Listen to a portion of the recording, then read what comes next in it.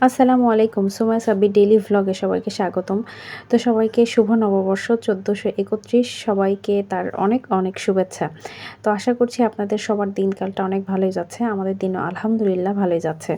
তো সকালবেলা যেহেতু বাংলা নববর্ষ আর বাংলা নববর্ষের একটা ট্র্যাডিশন হচ্ছে সকালবেলা পান্তা, ইলিশ মাছ, আলু ভর্তা মানে যার যেভাবে ইচ্ছা আরকি সেলিব্রেশনটা করে। তো আমরাও একটু হালকা পাতলা করে আরকি খাচ্ছিলাম। তো খাওয়া-দাওয়া করে বাসায়ই ছিলাম সারাদিন। আর বাসায় বলতে বাহিরে প্রচণ্ড রোদ এবং গরম ছিল, যার কারণে সারাদিন ওইভাবে বের হওয়া হয়নি। তো যেহেতু বেশ কয়েকদিন হলো বাসাতেই আছি, ওইভাবে কোথাও যাওয়া হয়নি। তো ভাবলাম বিকেলে বাহিরে থেকে একটু ঘুরে আসি।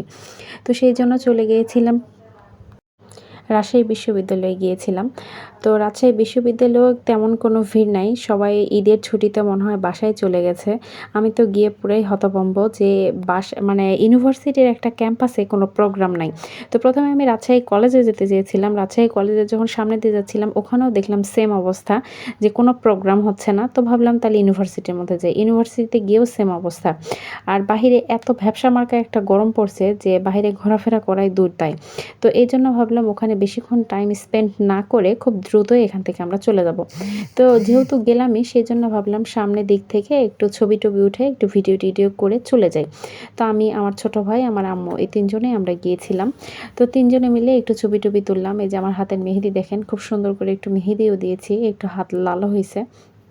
আর যেহেতু ইউনিভার্সিটিতে গিয়েছিলাম সেজন্য ভাবলাম ইউনিভার্সিটির একটা বিখ্যাত খাবার হচ্ছে লেবুর পিনিক। তো ভাবলাম আসলাম যখন খাবারটা ট্রাই করব আরকি। তো জানি না সেখানকার আসলে লেবুর পিনিকের জন্য কোন দোকানটা বেশি ভালো। ওখানে বেশ কয়েকজনকে জিজ্ঞাসাও করলাম। তো কেউ কোনো ইনফরমেশন ঠিকমতো দিতে পারল না। তো সামনে একজন বলল যে আমার কাছে লেবুর পিনিক আছে। তো আমরা সেখান থেকে নিয়ে আরকি ভাবলাম যে তাহলে ওখান থেকে নিয়ে আমরা খাবার অর্ডারটা দেই। তো ওখান থেকে আমরা লেবুর পিনিকটা বানিয়ে নিচ্ছিলাম।